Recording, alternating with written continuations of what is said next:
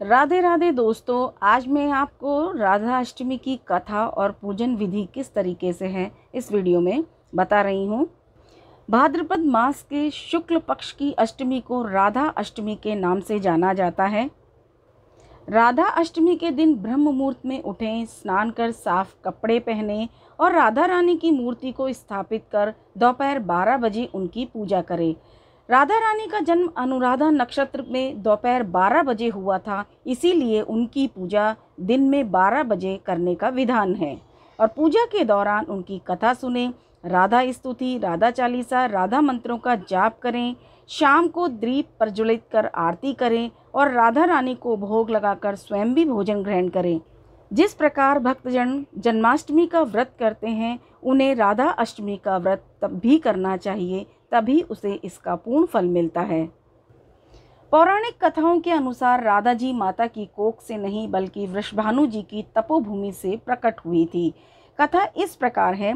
राधा श्री कृष्ण के साथ गोलोक में निवास करती थी। एक बार देवी राधा गोलोक में नहीं थी। उस समय श्री कृष्ण अपनी एक सखी विराजा के साथ गोलोक में विहार कर रहे थे। राधा जी यह सुनकर क्रोधित हो गई। तुरंत श्री कृष्ण के पास जा पहुंची और उन्हें भला बुरा कहने लगी। यह देखकर कान्हा के मित्र श्री दामा को बुरा लगा और उन्होंने राधा को पृथ्वी पर जन्म लेने का शाप दे दिया। राधा को इस तरह क्रोधित देखकर विराजा वहां से नदी रूप में चली गई।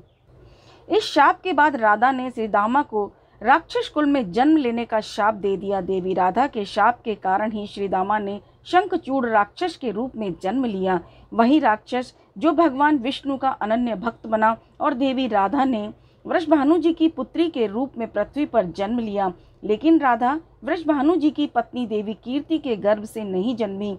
जब श्री दामा और राधा ने एक दूसरे को शाप दिया, तब श्री कृष्ण ने राधा से कहा कि आपको पृथ्वी पर देवी कीर्ति और वृषभानु जी की पुत्री के रूप में रहना है। वहां आपका विवाह रायण नामक एक वैश्य से होगा। रायण मेरा ही अंश अवतार होगा। पृथ्वी पर भी आप मेरी प्रिया बनकर रहेंगी।